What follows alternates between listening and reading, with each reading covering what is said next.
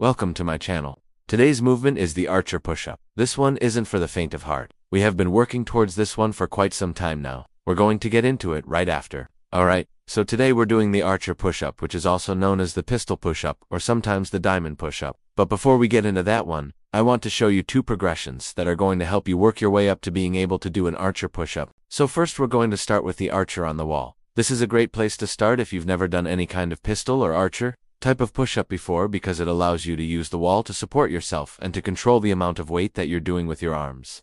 And what we're going to do is come down here and plant our hands nice and wide on the wall. Now we don't want them to wide like this. That's not going to give us enough range of motion. So they should be roughly about shoulder width apart. From there we're going to take our lead foot and step out into a lunge position. The front knee should not go past the ankle. Make sure to keep that knee directly over the line of the foot, and then from there we're just going to lower ourselves down by bending both elbows. Okay, so make sure you're not dropping your hips as you do this. You should be keeping those hips nice and level the entire time. And when you get to the bottom, you can either tap the floor or you can hold it and work on balancing. So again, if you're new to this, start with tapping and then work your way up to holding it. Alright, and then once you can hold it for a couple seconds at the bottom, you can start working on coming back up and even pressing through, and getting your chest up a little bit higher than where you started. Alright, so that's the archer on the wall. Once you can do 8 to 12 reps for 2 sets with good form on that one, you can move on to the next progression, which is the archer on the blocks. So these blocks are going to be a little bit more challenging than the wall, but it's still going to allow you to have some control and work your way up to being able to do the full movement on the floor. So again, we're going to start in the same position with our hands on the blocks. They should be right about shoulder width apart, and then we're going to take our lead leg and step out into a lunge. The front knee should not be going past the ankle, and we're going to lower ourselves down. Now because we're off the floor on these blocks, we should be able to get a little bit deeper in this position. So you want to work on getting those shoulders to go past the line of those elbows.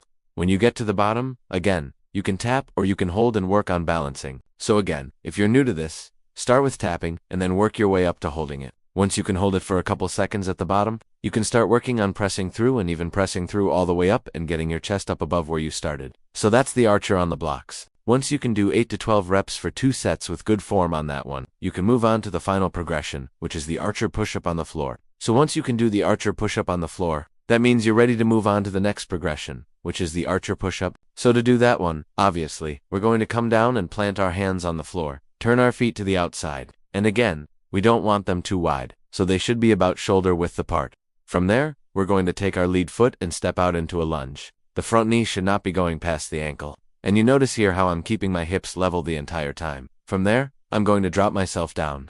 Now, because I'm on the floor, I should be able to get a lot deeper in this position. So I'm working to get those shoulders to go past the line of those elbows. Now, if you want to really target your chest on this one, you can actually open up your chest as you come down and then close down as you press back up, because you're doing that with a little bit of rotation. If you're new to this, you might just want to stick with coming straight down and then pressing back up at the bottom. Again, you can tap or you can hold and work on balancing. Now, this one is tough, so if you need to take breaks between reps, that's okay. Take a breath, collect yourself, and then go for the next rep. So again, if you're new to this, start with tapping and then work your way up to holding it. Once you can hold it for a couple seconds at the bottom, you can start working on pressing through, and even pressing through all the way up and getting your chest up above where you started. Alright, so now let's get into the breakdown. As always, we're going to break this movement down into 3 sections.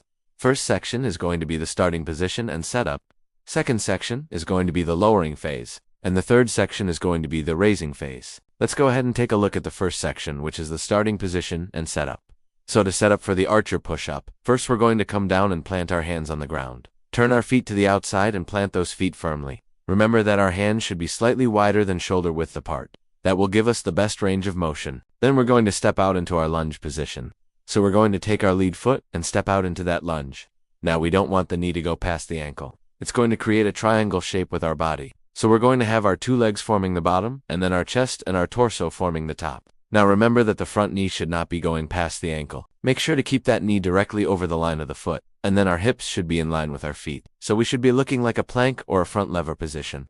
Our core should be tight, and then we're going to take a big breath in, hold it, and then press it out as we lower ourselves down. Alright. So now let's move on to the second section, which is the lowering phase. So this is the eccentric portion of the exercise. So this is where you want to focus on controlling the movement. So we're going to lower ourselves down by bending both elbows, and as we're coming down we want to make sure that we're keeping our elbows close to our body. If you want to target your chest more, you can actually open up your chest as you come down. Again, if you're new to this, just come straight down. The goal is to get our chest as low as possible, so we're going to work to get those shoulders past the line of those elbows.